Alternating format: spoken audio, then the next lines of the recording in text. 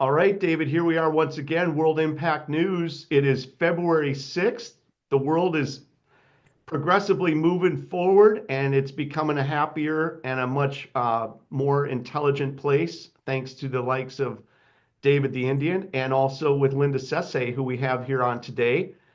And David, I'm going to give her an introduction and let her get started. But Linda runs a foundation out of Sierra Leone, Community Health Foundation Sierra Leone, which she personally started. And it is an amazing story. It's an amazing project. It's Linda, you're doing really great out there. You've got a lot of stuff in the works. I know you're working on this 110 room hospital. You've got the other facility that I helped you with. And so, welcome to the podcast. Tell us a little bit about yourself, your story, which is amazing. And then I want to get into Community Health Foundation Sierra Leone, talk about what's going on, and talk about, the project how you got the whole thing started. Thanks, Sean, and I embrace the opportunity to join you all here today. Like you mentioned, I'm Linda Sessay, basically Linda Moxon Sessay. I'm originally from Sierra Leone, born and raised in one of the villages, remote area in Sierra Leone, and came to the US. I live in Maryland, Bowie. Um, Growing up in Sierra Leone, I saw the desperate need for healthcare, especially in the parts of the country where I came from. So I came to the US because I decided to go to the health field because I witnessed the loss of my aunt during childbirth. We were in the village. I was at the age of 8 when my aunt was in labor for 3 days. There was no nearby hospital. And she was in labor for 3 days. There was no midwife, except those people, ageable people who has gone through menopause in the village. They consider themselves as midwives. So those people, based on their childbearing experience, they were the ones trying to let her deliver. Unfortunately, she was not able to deliver the baby. She was bleeding, and the baby was in transverse position. The hand and the foot was outside, and the other rest part of the body was inside my hands. So she lost the baby and she died. So there was blood from the room to the grave when they took her for burial. So I saw that tragic situation. Then I vowed to myself that when I grow up, I want to do something to prevent my people from going through such tragedy. So when I came to the US, I went to the health care. I'm a nurse and I have my doctors of nursing practice. Now I started off with a caregiver, did CNA, did RN, BSN, masters, which is the MSN, and the doctorate, which is the doctors of nursing practice.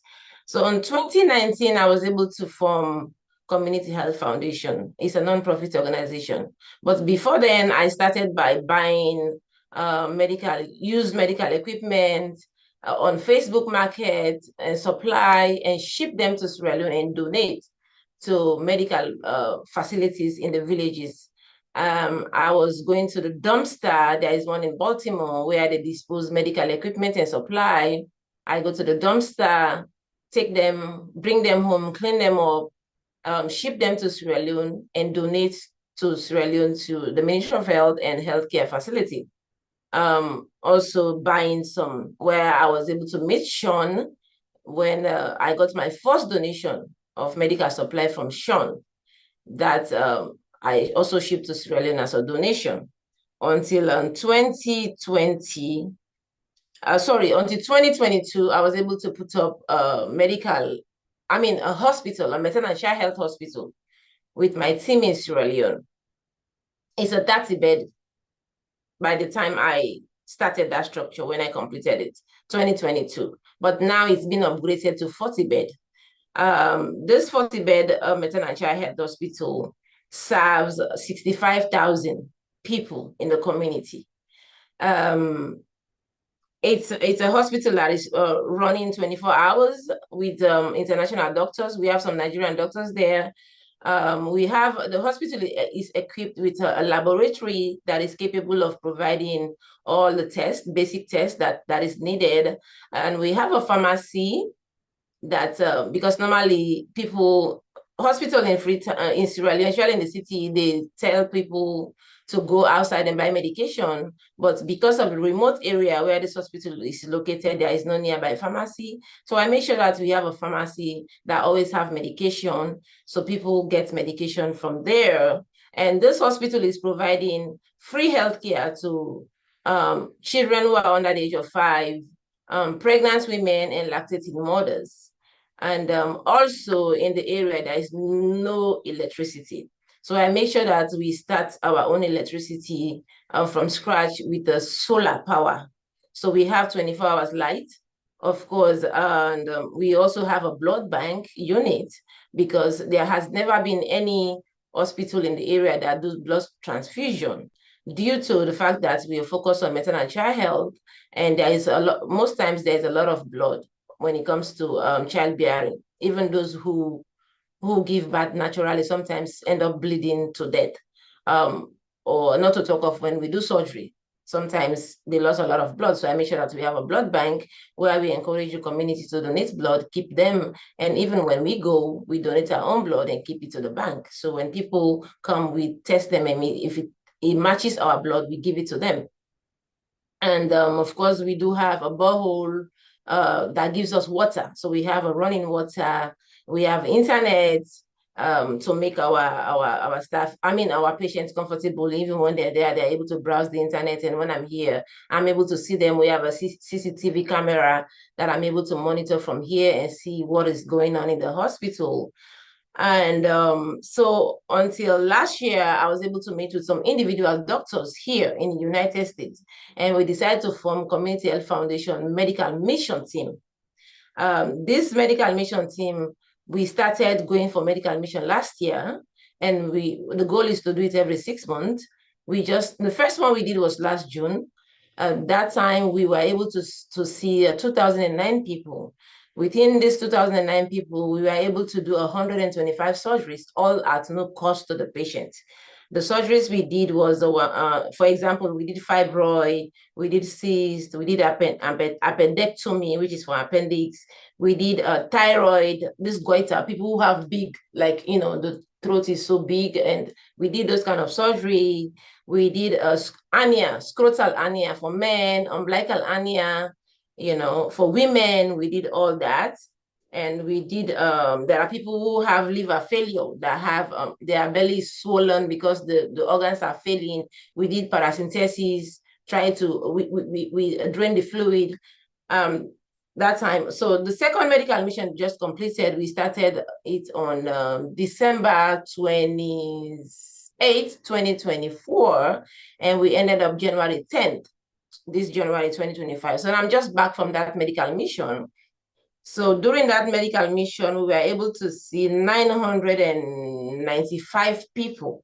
So the number drops down from the first medical mission to this time, meaning we did great. People who already got healed, they got well, didn't come back for the next one. So the number dropped down. So this time we were able to see 995 people. Out of that, the surgeries we did were 95 surgeries, all successful. Just the same example of surgeries I mentioned earlier that we did. We did similar ones just like that. So that's where we are. And the next medical mission is proposed for next June. This coming June. That is the proposal, which we are looking for. Doctors and nurses, healthcare practitioners, we need them to join us so that we can continue this medical mission. It's free at no cost for the patient. The doctors buy their tickets. I provide lodging. I provide transportation, feeding, and all that, all from me to make sure that doctors are comfortable and they're happy to go there. However, doing all of this, we do have a lot of challenges that we are facing. First of all, like I mentioned, we have electricity, which is highly difficult to manage. We do have a solar electricity, but we also have a backup generator because sometimes, especially in the rainy season, because in Sierra Leone we have 2 seasons. We have the dry season for 6 months and we have the rainy season for 6 months. So during the dry season, we get a lot of energy, the solar consume energy from the sun. But during the rainy season, it's like there is no sun. So we always have to buy gas to light the generator, which is really, really expensive for me because we are running charity and I have to be sponsoring all of this. As a healthcare practitioner, I do two jobs here in the US just to raise money to upkeep the facility. Staff salary is another one. I have right now, I have 29 staff, starting from administrator to a cleaner. So I have to pay them every month. And the international doctors we have there, we pay them in dollars.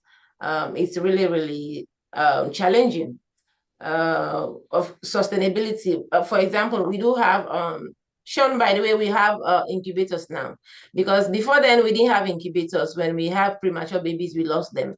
But now these doctors that join us, we are able to give us incubators, and those incubators also need oxygen sometimes.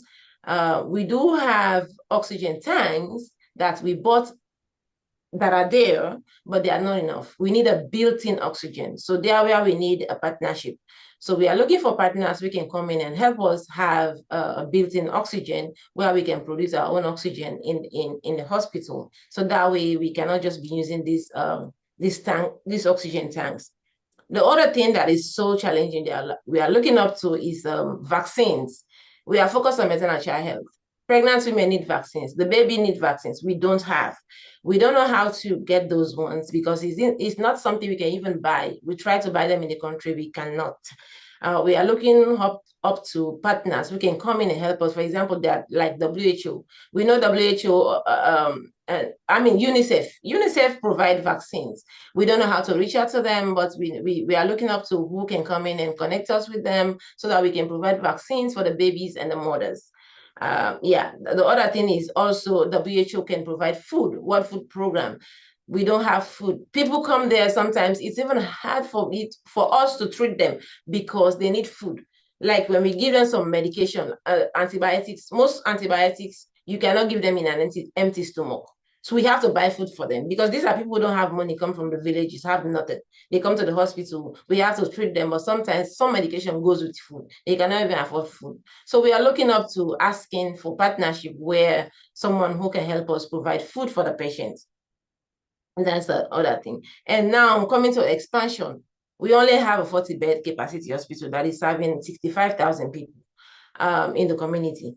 And now, in fact, it's even more than that because people comes from all over the country now. They go to us because they are getting the best care at no cost or minimal cost.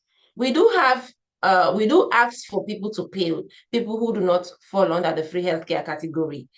We ask them to pay, but our goal is to save lives. Some people come, they're supposed to pay, but they still don't have money, and we still treat them. So we don't really make that much money, at least, so we need to expand this hospital. That is another thing.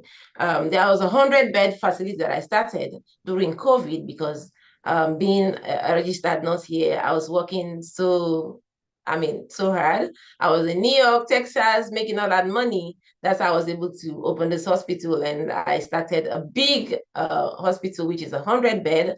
I finished the foundation already. It's there, but I need partnership for us to complete this hospital. Because since I opened this 40-bed, to sustain this 40-bed, it's just what I'm doing. Every month I have to send money. So I Linda, don't. Linda, do Mhm. you mind if I jump in right now? Because Sure. number one, it just blows me away how you keep growing and manifesting this. This is just amazing. And since I've been with you on this journey, I want to kind of just break this down because you're skipping over a lot of stuff that I want to share with everybody. Sure. And you initially, when we first met, which I think was in 2019, right? Was that when we first met? Yeah. And I'll never forget when you came to the medical facility that I was at, it was you and Francis, right? And he Mm-hmm. was with you at the time. Mm-hmm.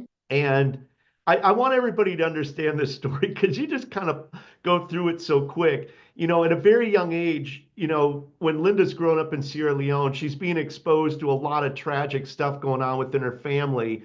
And it's primarily happening because there's no health care available in these villages and areas that they're at. And the other part of the story, Linda, is that when your aunt was going through this trauma and you're in this village and nobody has the ability to help her. This is like a 3-day process where this woman is literally dying with her baby that you're witnessing at a very young age. And even if you had gotten a vehicle, the hospital was still like, how far away was the hospital? It was still very far. The nearest, Okay, so in the village we have the district in Sierra Leone. We don't have like in US where we have state. We have district and we have chiefdom. So the district headquarter, which is called Mamburka, that's where the government hospital is. And this government hospital from there to my village is 3 hours drive, and that's the only government hospital that is close by, which is 3 hours drive, and the road is so bad. yeah, Sometimes, especially in the rainy season, the vehicle gets stuck in the road. Most people, yeah, when they want to go to that hospital, they ended up, the vehicle gets stuck in the road, cannot move, and they ended up losing their lives. And if they yeah, are pregnant, the babies die with them. So when my aunt was pregnant, and like I mentioned, she was in labor for 3 days, they tried, they could not. They were able to get a vehicle that was going to take her to that village. On their way going, she died on the road. So they returned back. When they returned back, by the time they removed her from the vehicle, I could see the blood spilling when she was bleeding. But in my country, the culture there is I mean, if you have never had baby before, they will not allow you to go close by when a woman is giving birth. If you are a man, you cannot go close by when a woman is giving birth. It's only those women who have given birth and those old people. So I was never given the opportunity to be close. But as a curious kid, I was on my corner and I was looking. I was able to see the scenario. So yeah, so they put her there, and she was bleeding, and they had to remove her and buried her. So there was blood everywhere. So the only, like I said, it's 3 hours drive, and during rough road, impossible to cross. And as I'm talking to you right now, that hospital is still there, and the road still stay the same. yeah, There has never been yeah. any hospital until now So, that I opened this hospital. People are able to get this kind of service, and even though we are focused on maternal child health, because of the lack of healthcare facility in the region, we still have to provide healthcare services to all population, including men. Everybody comes there, so we yeah. cannot just focus on one like maternal child health. We still have to provide services to all population because Okay, I so know. Linda, I love you. You're awesome. So, hey, you see this at Thank a you. young age, right? You're young, you're like 8 years old. And at that time, you say to yourself, I'm going to go and become a nurse and I'm going to make sure that this doesn't happen, right? And Yes. so you take it upon yourself that when you get old enough, you're going to leave Sierra Leone, come to the United States, get a nursing degree. And when you get that nursing degree, you're going to open up your own hospital, which you've now done, which is amazing. Um, Yeah. and so while you're going into nursing school, while you're doing all this, David, she took every nickel she made went into this foundation. She funded this herself. This wasn't like, hey, I'm going to go find people that have plenty of money. Like this is what I'm going to tell you about all the people, Linda, that I've worked with that are like you. They don't care if anybody comes along for the ride or not. You know what? You're going to make it happen because you're going to make it happen. And you made it happen. Like it was 100% based on your determination and your ability. And now, David, she's got a master's degree in nursing. She's got the highest level of education. But Linda, while you were coming to me to get equipment, and I'm so blessed that you did because I'm so grateful I met you. You are literally dumpster diving in between shifts at working at the hospital to pull out wheelchairs, to pull out crutches, to pull out stuff to send back to Sierra Leone while you're working with your brother to build this facility, which I've got the emails that go back years and years where it's like, hey, we just got the first walls put up. Hey, we just got the first rooftop put up. Hey, we just got this done. And this whole process, right? You're trying to raise two young kids. You're running back over to Sierra Leone to work 6 months. You're trying to get the next amount of your paycheck so you can get the next batch of equipment. And even with the donations, this is a very difficult proposition. This is not easy. And then you get the building built, you get the hospital built, and like you said, primarily you definitely want to help moms, right? There's a huge problem in Africa right now with childbirth, maternity rate, or I can't remember the exact clinical term, but basically, there's a higher percentage of kids that at birth in Africa don't survive than other parts of the world. And and Linda, you come in there and you've got all this stuff to do, help with childbearing, but also you still have the responsibility to have to take care of all these people in the community that need all this other type of stuff. And David, you're listening from Nigeria, and so we do a lot of stuff in Nigeria too. But Linda's story is amazing because, it comes from the inspiration of a person like Linda that makes this type of thing happen. But then, Linda, you get the whole thing up and running, but that's not the hardest part. You got all the equipment, you got the building, but now it's like, how do we make this thing run? How do we put out free health care to the community and still stock the supplies and still pay the staff? Now, you just said you got 29 staff. Like, you get to the first part, you're like, wow, we got this. We got the building, we got the equipment, but now we got to figure out how we make this thing run and operate. And honestly, Linda, because I was with you in Alpha, and I know that you've been to Freetown. I know you've worked very closely with the government. I don't know, how much involvement they've helped you with, but I know that your facility that you put together is if not better than any government hospital out there, because of the quality of stuff that you put together, because of your background, because of what you're doing. It's all coming from your heart and soul. And this is not a business proposition. It is a business, but it's being run from your heart. I remember that when you first opened up that facility, within the first 3 or 4 months, there was already well over 200 lives that have been saved. Now you're talking about, getting these doctors from the states organized and having them come over and do these big projects where you're doing surgery on, like you just said, like you have over 900 patients, over 100 surgeries being done in Sierra Leone, and getting these projects now going. That is phenomenal. I mean, that is absolutely amazing. I mean, it's like they need to do a movie just on you and your story, because it doesn't ever stop. It just keeps growing. So tell us a little bit about, like, you've got aren't you working right now on like a 110 room hospital? Didn't the government say we wanted to help you? Or wasn't there like a bigger hospital project that they were going to try to assist you with? No, so that is the big challenge. Government does not say they're going to help me. There is nothing like a government help when it comes to that hospital. Of course, I do appreciate them for the fact that when I ship medical equipment now, they do give duty free, because I donate to the country, not only my hospital, I donate to their hospitals as well. So they help me with duty free. However, I still have to pay the third party charges, which is still high.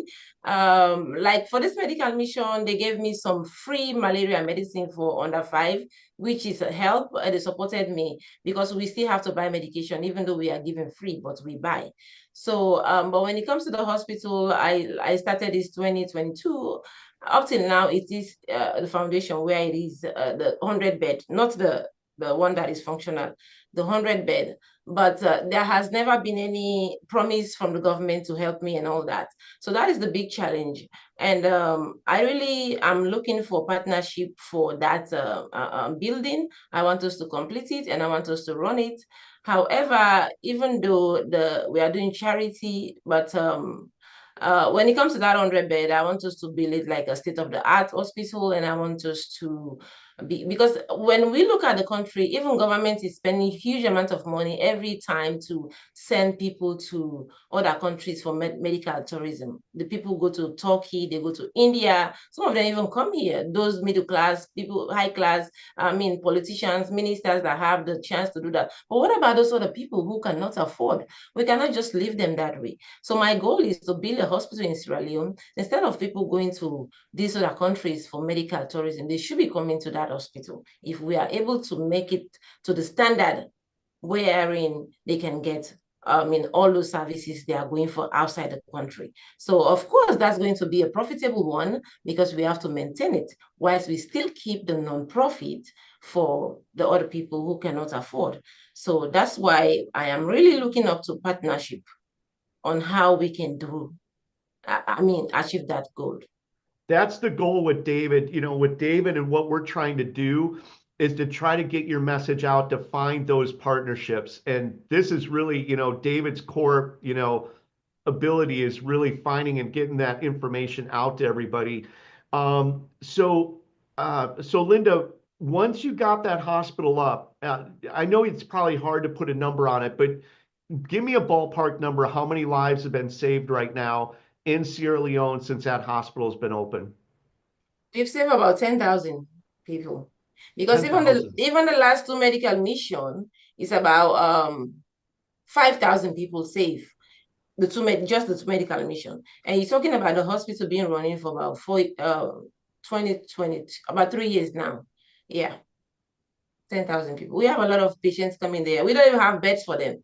The good thing is because we have mattresses you donated from the last time, we gave out some as a donation. We kept some. Since we don't have enough bed, when we have much patients, we put the mattresses on the ground. People lay there. Patients lay on the ground because the space is never enough. So we Yeah. always have patients. Well, we're going to try to do several different things on this call. Number one, I want to prioritize and put together a list of what you're going to need because different people can help in different ways, and I can definitely help you with another donation of stuff. Thank So I you. want to get a list of what I can do because I'm since I left my former company, which I won't name on here, which I was a partner in, which I had I love them, but I just had to do my own thing again. But I want to get back and be becoming active in that. But I want to help you, like with David, he's got so many contacts and so many different things that he really is very, very, very is a very loving, caring, kind person that's very motivated to do good in the world and working with people like you is where it all hits ground zero, where you're literally saving lives of people on a day-to-day basis. Now, we've worked with the Kenya hospital. Yes. Um, Modesta. yeah, so with Modesta, and one of the things that Modesta was amazing at, and you now are one of those people, is helping guide people that are out there that want to do this kind of work and running them through the process of what it takes to get the equipment, to get the building, to set up the structure with staff, to be able to do all those different things. And Modesta has been a real godsend because she was one of the first people with the Soleil Hospital in Kenya that was able to get that project off the ground. And we were able to meet together many times with a lot of people in different countries. Nigeria, we met, I don't know if you met Albert, but he had House of Hope Hospital where it was the same story, Modesta's story, your story. There's one person that's not going to give up, that's going to put this project together. And whether it's done on your own or whether it's done with assistance, it's going to get done and taking it upon yourself. And now you are one of those people that's there that can inspire, but also help educate other people without not, primarily Africa, but all over to say, here's what you're going to need to do. Here's what you're going to need to have in place. And more importantly, help them figure out how they're going to bring in the money to pay the staff and do those things once the hospital is actually operational. And one of the things the Modesta and and the doctors that she worked with, one of the things that they always said, and you touched on this, a lot of these people coming in for medical care really just need something as simple as food, right? Just something as simple as food and water. And part of the responsibility of having the hospital is having food available.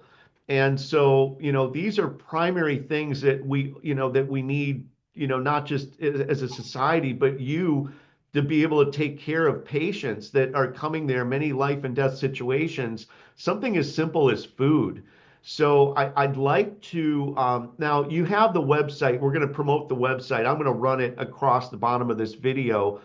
Well, But I'd like you to kind of break down maybe three or four or five. You talked about, needing the vaccines, needing the food. What do you need for medical equipment? What kind of staff, what kind of volunteers? Give me a list of like your five wish list things that if you had right now would be five of the most important things that you need for the Community Health Foundation Sierra Leone for your project there to take it to the next level. okay. Of course, like I mentioned earlier, electricity, we always have to upgrade and it's highly expensive with the solar. We always have to add batteries and they broke and sometimes during rain season with the lightning. The batteries spoil and the inverters broke and so it's highly expensive to maintain and we cannot do surgeries without light. Even the theater table runs with light. So that is highly expensive. Of course, the running cost, the salary, the consumables, making sure that we have medication and consumable. That is really, really difficult. The other thing is biomed to fix the equipment, really challenging. For example, right now I have an anesthetic machine that cost me $8,000. It's there, it's not working because there is no one in the country to fix it. I have an X-ray machine that is standing there, it's not working because I have nowhere to fix it. Even our hematology analyzer, it's sitting there not working. I had to buy another one. So having a biomed there to fix, to volunteer, just go and fix those things is highly expensive. The last time I talked to your you don't want to mention it, your former company, they charged me about $10,000 to get the biomed to go to Sierra Leone to come back. I was like, no, I cannot afford. And I bought those equipment from them. So it's really, really challenging having someone to maintain all those equipment. I always have to buy new ones. We can talk about it. Let me just stop you right there because I want to start breaking this down. So when you talk about needing electricity, what is the ideal scenario? Like, what is the ideal way to generate electricity? Is it having a generator? What would be the ideal scenario? Is it a little mini power plant? What is the best way for you to be able to generate the electricity there? We already have solars, but we need more. We already have inverters. We need more. We have batteries, but we need more because they always burn out when a rain season comes. The inverters burn and they are highly expensive. So we need more electricity to add to what we already have to make it more stable and sustainable. Because even though we have, but it's not enough, we still have to be buying gas to light the generator because besides when we are doing surgeries, we don't use the solar. We use the generator because the solar might go off if the batteries charging is done. The energy is done. So, and it's risky when the doctor already cut and light go. When the light comes back, they might not even know where they to go back to start. So it's very, very risky. So in that case, we have to buy gas all the time, and gas is super expensive. So would So would the ideal thing then be like more solar panels and more solar equipment and then battery, maybe a couple more generators? Is that what you think? yes, What I'm yes. doing is I'm trying to put that out there because people think that, hey, it's a hospital, what can I do? But David, jump in there, brother. Thank you. Thank you. I just know that we're coming up on it. It's 45 minutes. It's been a wonderful episode here. Linda did a great job. Thank you, Linda, for all your time, effort, your philanthropy, and all of the caring that you have for humanity, not just the people in Sierra Leone, but I know all humans you value all life, whether it's human or extraterrestrial. So thank you again. Thank And you. I just want to offer one of the things, Linda, and people listening to this. I want to offer you an opportunity. Let me ask you a question. Do you already have like a podcast or do you do like a regular broadcast? Do you do any type of No. Okay. What we're doing, we can talk maybe another episode one-on-one or whatever, but typically we like to record everything because what's interesting, Linda, is how do people like you, me, and Sean come together? And how in David now, who's been silent here from Nigeria, and he's not really going to get a chance. Maybe towards the next few minutes, he could say hello before we end, but we try to stay around 1 hour. So what we're basically doing, Linda, is a 24-hour program where it's a hub. So like Sean has his podcast. I have actually like 2 or 3 podcasts. I talk about different subject matter related to health and also economic development, everything. I'm a jack of all trades, a master of none. It's really about the integration and the optimization that this equipment, for example, you were talking about the precision of these devices. The average Joe Schmo, a mechanic down the street, has no clue because even these devices, and I don't want to speak too much about the technology that I personally get involved with, but one of the reasons why I did contact Sean is because I do have a device that's called the B3 scanner. And I won't get into all of the details, but the B3 scanner is called the 20-second enlightenment. And it's a walk-through scanner. It's not a lay down like a med bed. It's an instant 20 seconds. And in that 20 seconds, it engulfs you with a biophotonic scalar wave, which is a quantum signal. You can't feel it. It's a subtle. And it basically bathes you with this biophotonic, pure, virgin white light. And so it brings everyone to the same point of enlightenment. That's why it's called enlightenment. And we actually have the scientific measurement where when you go into it's a chamber, it's like a pod. You could call it whatever you want. It looks really futuristic, and probably some people would be a little bit frightened to actually go in because we do have a disclaimer that this could kill you.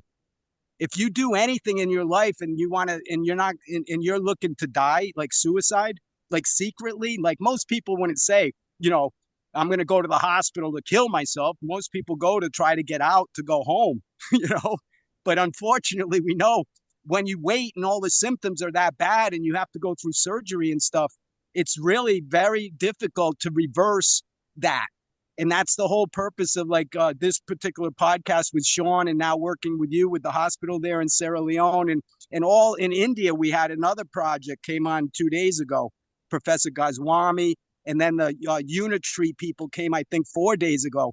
So basically what we're trying to do is keep it real is what the message is, Linda, because you're there. You have enough distraction. You don't need to have to try to filter through any of what I'm saying because you know that Sean really is the conduit. And so Sean's doing some of that, I'm not saying censorship, but he's gathering facts. He now knows me. He's listened to every one of these podcasts. So I think this is the 17th day in a row.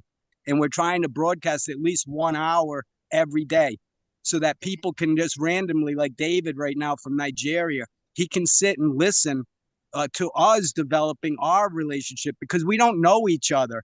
And you just asked a very important request, not asked that you weren't begging or anything, but you were putting it out there. You got to put it out to get something back. That's what fishing's all about.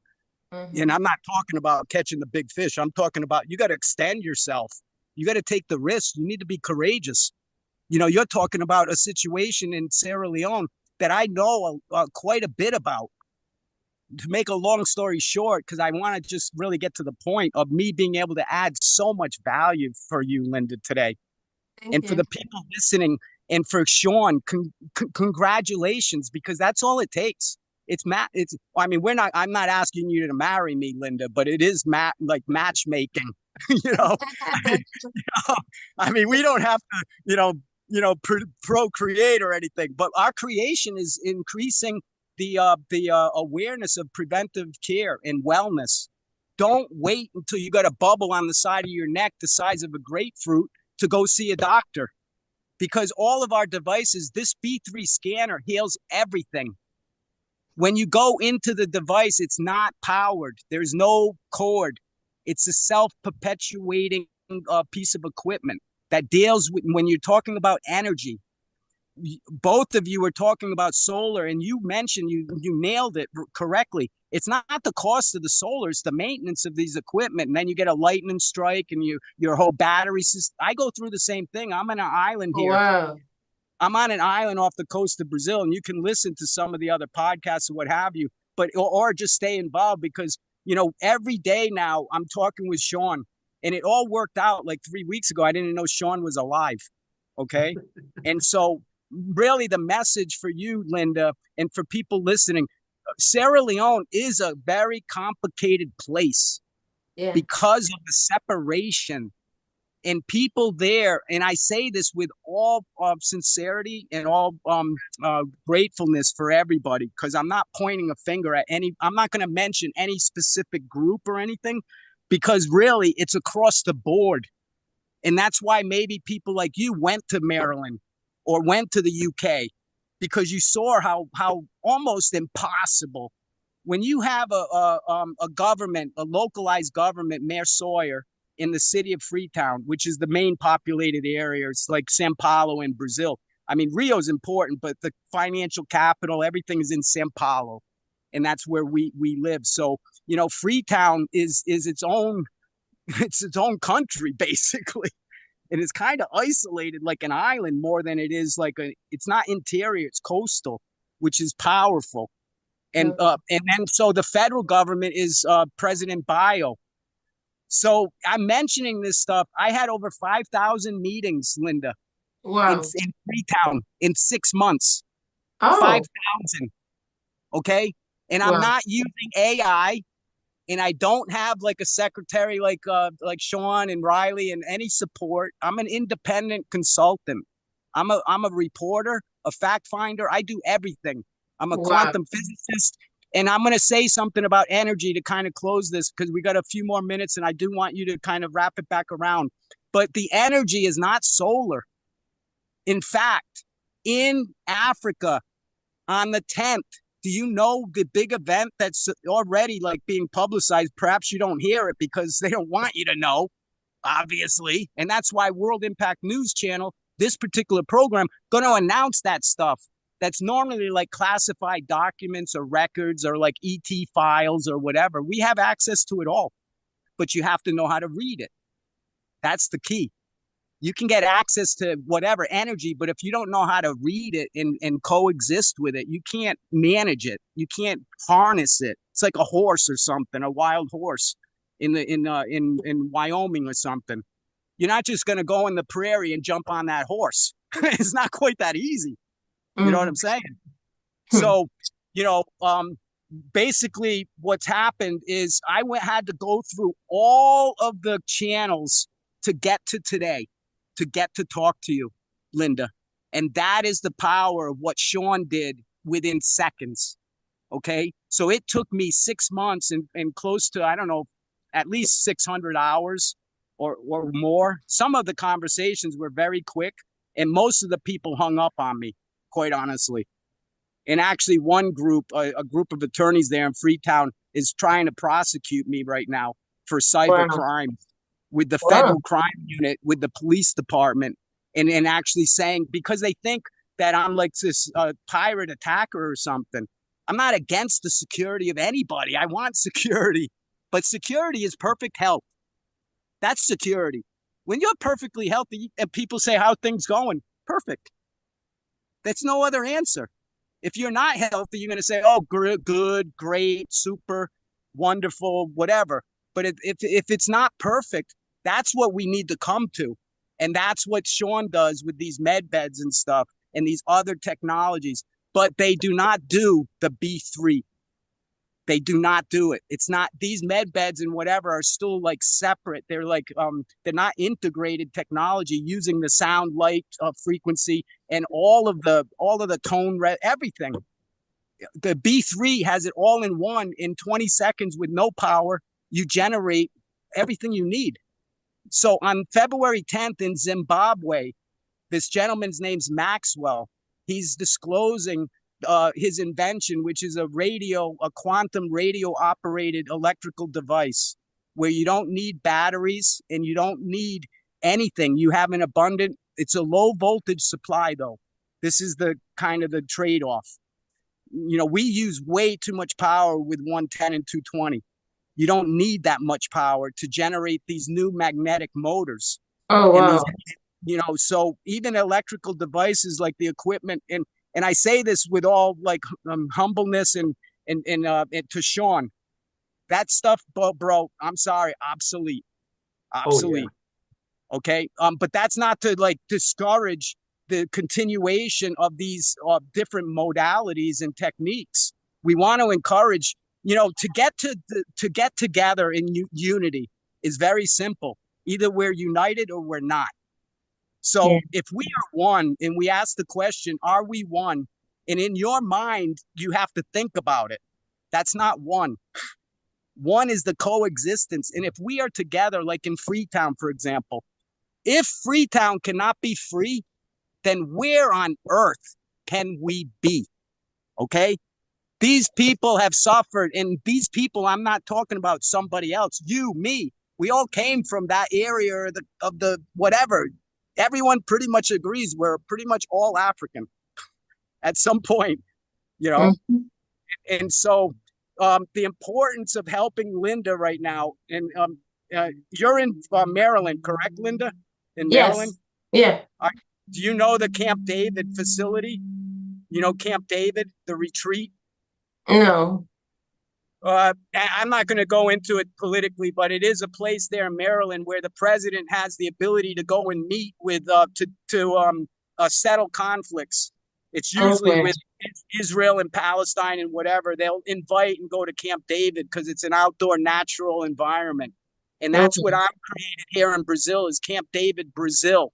But it's not for government.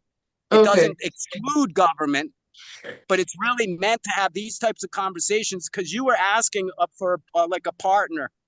That's what I am and we are.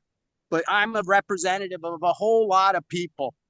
And I think Okay. Sean would contest, I can deliver all these interviews like a no brainer. Like within one call, the people are saying, yes, I want to get on. Yes, I want, because they're people like you, Linda, have great projects, have a humanitarian mission in general. It's not just about yourself and your family and some type of like a cult or, tribal. It's about everybody. It's about our perfect health. So let's do this. We're running out of time here. Sean and Linda and anyone listening, thank you so much. I'm here available as usual. And let's keep this really moving very quickly. In Freetown, we have a lot to offer. The energy in the communication is going to be open for everybody, which is unheard of. In Freetown, I think about half the population do not have cell phones and access to, internet and stuff. Or if Yeah. they do, they're paying these high, like exorbitant fees and they get blackouts and, all Mm-hmm. sorts of interruptions and it can be hacked. Everything can be hacked. Whereas Yeah. what we're doing cannot be hacked because we do a local. We don't rely on the World Wide Web. We have our own like a service. It's a localized dome. It's called Project Bio-Free Dome. The Bio-Free Dome Project. How much more wonderful, Linda? Bio means President Bio, and Yeah. Free Dome means Mayor Sawyer.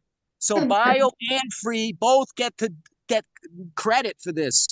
And Yeah. we're gonna do so much there for job creation and stimulation and for liberty and justice for all. That's what we're gonna do.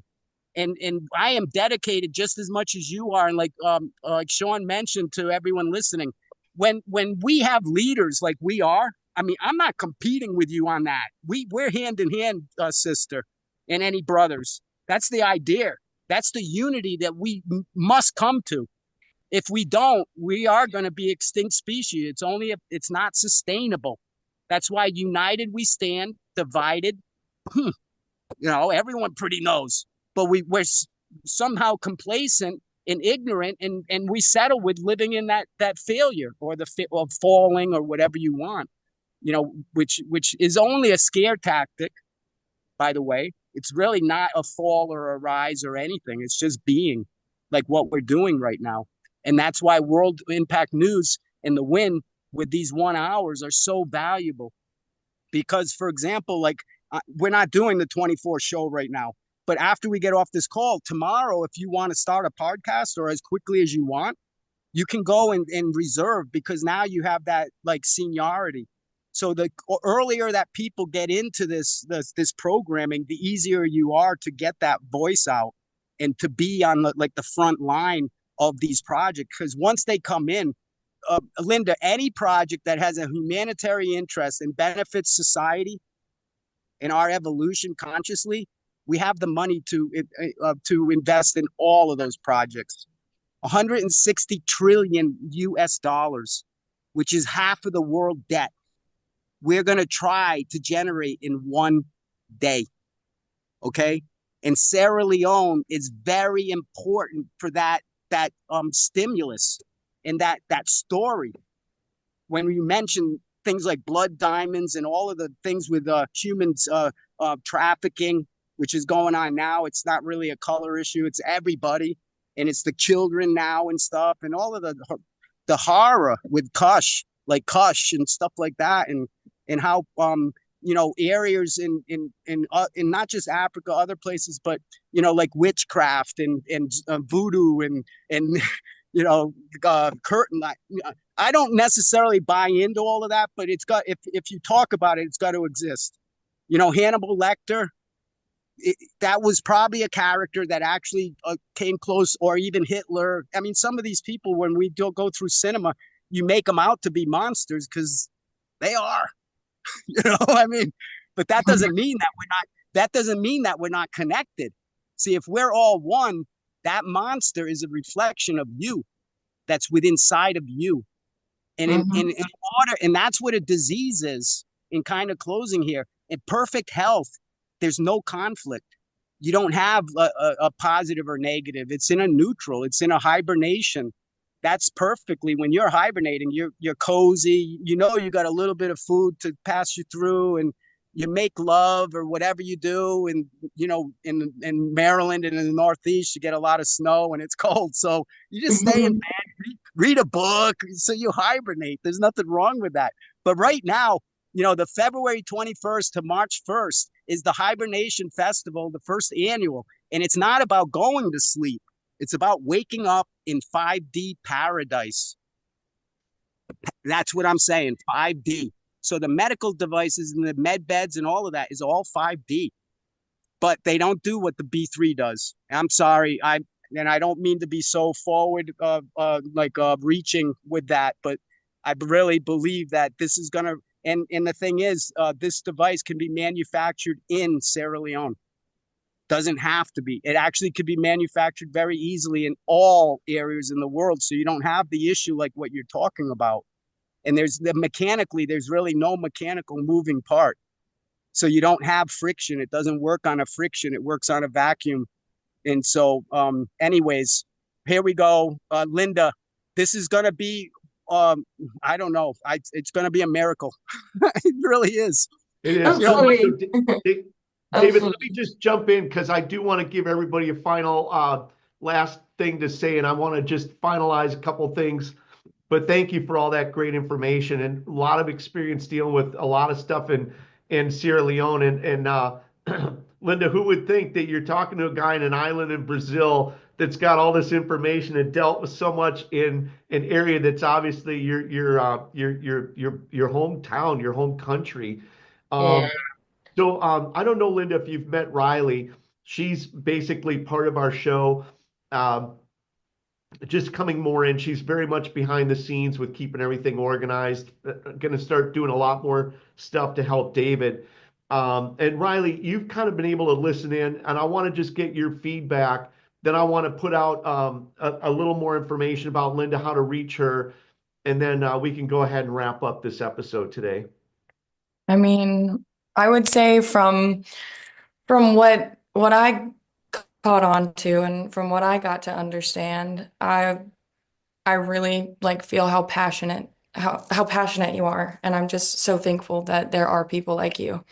And I would just focus on pushing social media, pushing avenues that people are a part of, and doing the podcast like David suggested, and just getting it out there as much as you possibly can to get as much support as you possibly can. I think that's Thank great. you. Right. And Linda, you put together a lot of clips, right? Because you send me a lot of clips.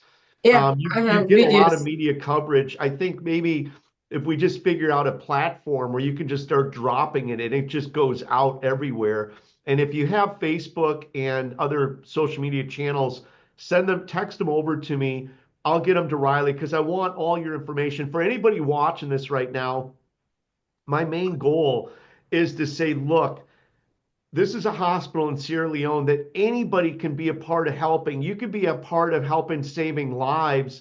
And if you're a doctor, contact Linda. If you're a biomed or know a biomed, and I know a guy that I'm going to refer to you that runs a biomed organization where they do a lot of educational training that they might be able to get students to go over.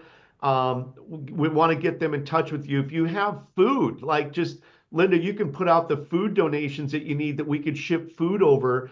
If you're in the solar industry, if you have access to generators, if you like there, if I mean clothing for goodness sakes. I mean, there's probably a lot of things right now, but medical supplies and what type of medical supplies, and it all starts with this communication.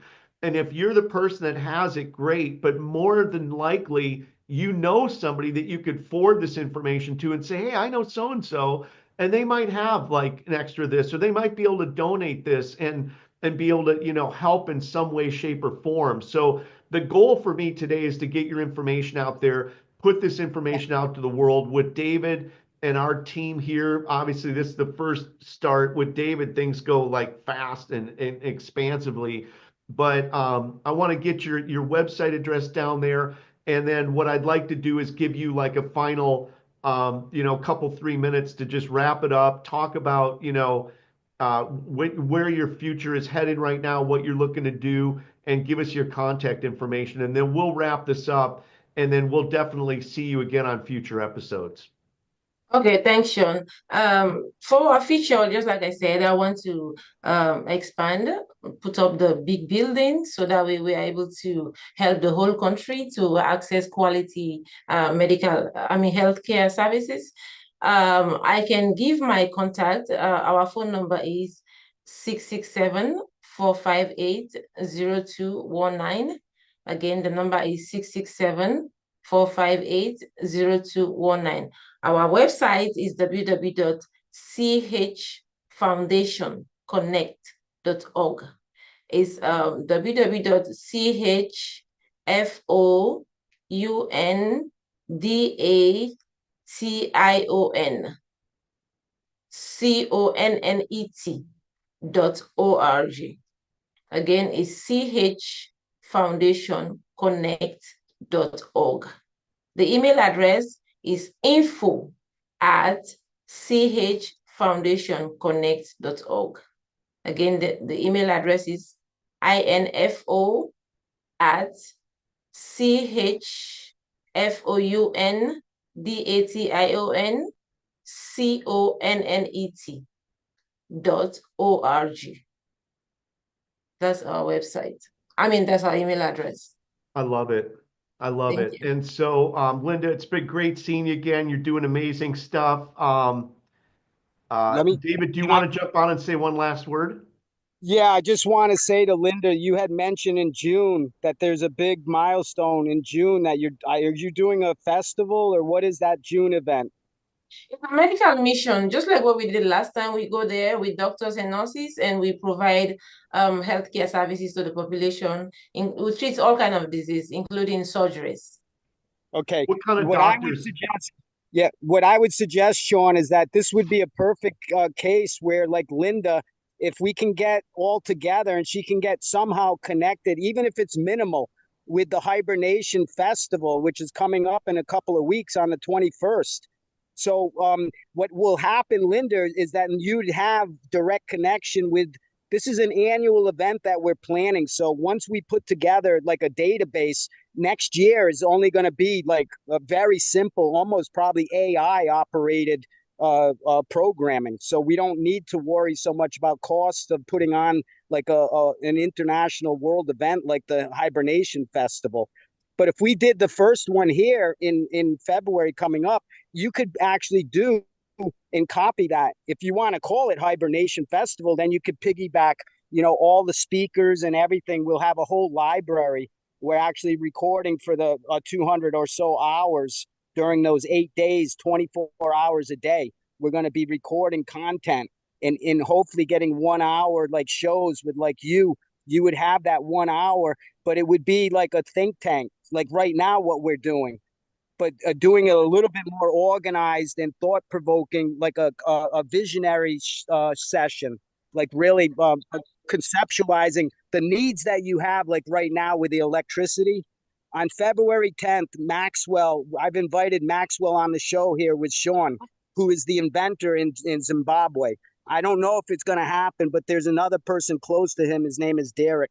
I'm mentioning this because this radio frequency is what actually powers this B3 scanner. But it doesn't have the type of mechanical system that Maxwell has invented. His device is still pretty complicated.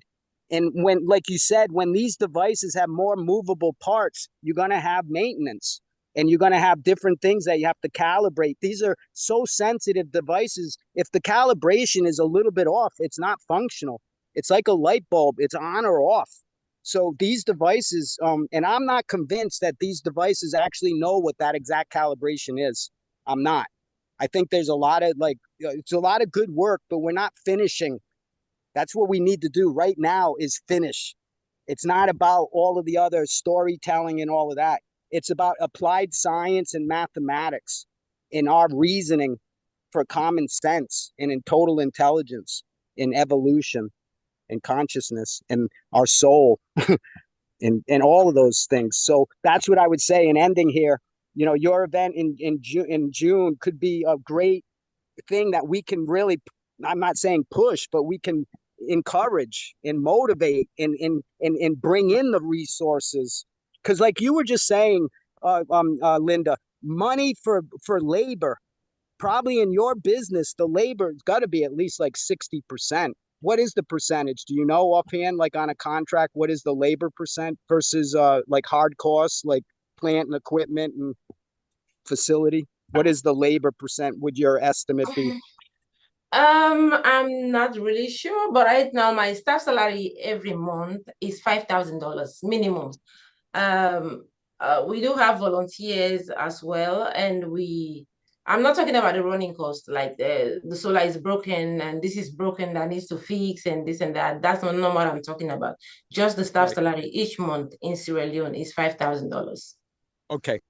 All right. That's fair. That's fair enough because we're not going to get into it. But if you want, one of the prior episodes, I don't know exactly which one, was about time banking. And something that I offered, like when I first went there, I'm a person that believes in alternative economies and social architects in the ability to bring the technology with the natural. So I've been trying to do the best that I can as an individual to bring like a leapfrog to Freetown. So this is timely what I'm saying. I think all of the 5 things that Sean asked you to come up with, like a wish list, we can handle all 5 of them, okay. Linda. Okay, so that's the confidence that I want to express here today. And for other people listening, if other people have projects, get on the show. Contact Sean or however, just get on a show. Right now, the schedule is pretty open. So you can kind of just plug right in, Linda, okay? And so there's a lot of potential here. I'm not going to tell people what to do. Like Sean said, you're going to still do what you're going to do. You're going to build the hospital eventually. But if you can do it and be joyful and have the community support and everyone celebrating and happy, why not? I mean, it's obvious, we want to have fun. What I call, instead of a foundation, my organization is a fundation, FUN, and then FUN. Foundation. That's great. I love it. So can I say something? Yeah, thank please. you. Yes, thank you. Yeah. So the wish list, you want me to send it to you after the show, or just text it to you, or how? Yeah, email it to me. Email. And then what I'm going to do for anybody watching, go to the description section of this video, when this gets published, that wish list will be down there. Go to Linda's website, get all this information, including your contact information, email, phone number. So anybody can reach out if you're inspired by watching this. If there's any way you can help in any way, shape, or form, our goal is to get you in touch with Linda. And I always believe that you don't find the video finds you. The video is intelligent and it finds you because you needed to watch this because you can do something. And our goal is to create this platform where the videos find the right people in the world that can get out there and make that difference. And Yeah. Linda, I love you. You're amazing. You're inspirational. Your continued work is just blowing my mind, and I'm so happy we got a chance to catch up. I'm glad that I can get an update on where you're at because there's things that I can do right now to help you. And so I'll start getting to work on that and doing what I can do. And with that being said, David, did you want to say one last thing or no? Actually, I'm just so delighted that we all got together today. Sierra Leone is, I can't go on enough. I spent a lot of time and a lot of passion. I cried at night. I couldn't sleep and stuff and I didn't know anything about Africa or even Sierra Leone or nothing 6 months ago. But that's the power when you're tied Wow. in. When you're tied in, you become like an expert. I'm talking with like mathematicians, all the university statisticians, the ministries, everybody, 5,000. But the thing is, like today, this meeting with you, Linda, blows them all away because this is real. All of the other ones I didn't get someone like Sean saying, David, you need to meet Linda. And that's the God's honest truth. And that's the type of recommendation that brings the project together, because that's the loyalty and the trust and like the pre-qualification, that the morality and ethics and everything is there. It's not a smoke and mirror or some type of illusion. We can do this, and miracles in Sierra Leone are going to be so regular that people are going to go to Freetown because they want to know how they can be free like Freetown. And that's going to be the message. And we're not going to have to use the United Nations, the World Bank, or any African Development Bank, or any institution. You are the investment, Linda, and your 60 or whatever, how many employees are the investment. And if we can credit you that labor 24 hours a day, whether you use it or not, that's up to you. But literally, the program is about freedom and liberation in Freetown. Everybody in Freetown will get 2,000 hours of credit. And these are time coin credits. 1 hour is equivalent to $10 of value. It's not a dollar bill. It's not like $10 bill. It's 1 hour time credit, time coin. So 2,000 is $20,000. And that is for everybody, whether you're rich, poor, young, just born, or 110 years old. It's equal. It's the only system that's parallel that makes sense for everybody, but it's not communistic. It's not capitalistic. It's not anything. It's everything. And so if we keep people in checks and balances through having these open dialogues, like we're talking about health, and in some scams, there's some equipment out there that do not work at all. And so we can make people believe that they're going to heal themselves. And you know what? They heal themselves. So we really don't need the equipment. What we need is that trust, that love, the unconditional love. When we project that, that's all that comes back. Like you were saying, Linda, you're resonating now. These people are coming in your field of perception, and now everything is gelling because you went through that test. God tested you like tested me and tested Sean and everyone else. I've been doing this work since I've been about 4 years old. Serious. Wow. Yeah. I've been like, my voice, I didn't, long story, but I'm not giving up. My soul contract is to help humanity evolve consciously. And that means perfect health, perfect wealth, and the perfect ability for us to express ourselves is how we get that health and wealth. Without the expression, like this channel here is like no other channel, because right now we're reliant on the platforms like YouTube and whatever, but that's not, what I'm going to propose for Freetown is a whole independent system. It's its own satellite. It's a localized service. It's a franchise.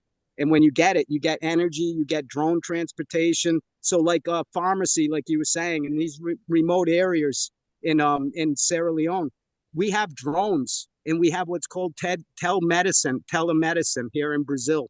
So our medical system now is allowing people to stay home, get a diagnostic in their house, and then the medicine comes by these drones right from the pharmacy to the house.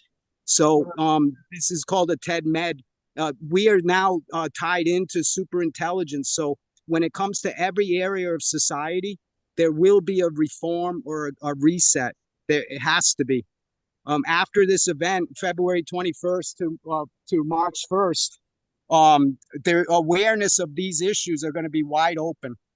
And we're going to have so many channels to get that message out that they're not going to be able to stop it. And like in Freetown, they stopped me for 6 months. I've been, even when they burnt down the cotton tree, with the cotton tree, the story of the cotton tree. Yeah. And for people, for me, a hospital there called the Cotton Tree Hospital would be like a perfect symbolic representation, not for the negative side of what, but a place where people were able to go and publicly have discourse and actually like have parties and dance. It wasn't all like political, like, savagery, but the cotton tree itself is a real story that I try to help people understand the nature of all of that, because nature didn't take the cotton tree down. It was raped and murdered, literally. Okay. I don't know if you know the story, but they tried to burn the cotton tree down like 2 years ago, and the fire, and they were able to put the fire out. But what happened is the heat just softened the wood. And when the next season came with the rains were so heavy, it broke all the branches because of the heat of the fire, not because of the excessive rains. That tree has been there for 500 years or more. So it's seen a lot of environmental change. So this is the type of passion. I know we're way beyond. And Sean, once again, I do have to apologize because I can't shut up. I mean, I love you, man. But hey, it's always such good information. I don't really want to stop it either. But I do think we probably should wrap this one up because we're at about an hour and 15 minutes. But David, I love you, man, and I appreciate everything you do to contribute. Linda, once again, thank you so much. People, and Riley O'Reilly, my coworker and the person that really gets things done, that makes this all happen behind the scenes. Thank you as always. And Linda, I'm going to send you over my email. I'm going to CC Riley in, and then it'll take me a day or two to get this video up. So be patient because I'm a few episodes behind right now, just from kind of not being at the office, not feeling real well. But I'm back in action, feeling great, and excited to see you again. Excited to share this message and get updates. And thank you for joining us. We will see you on the next podcast. Subscribe and share. Get a hold of Linda. Be a part of the solution, and we will see you again soon. Awesome. All right. Thank you. Sean, so I'm waiting for your email. Then I can send you the link and the wish Perfect. list. All right. Sounds good. Thank you. Thank you. Thank you all. Thank you, David. Thank you, Riley. Thank you, Linda. Thank you. Ciao.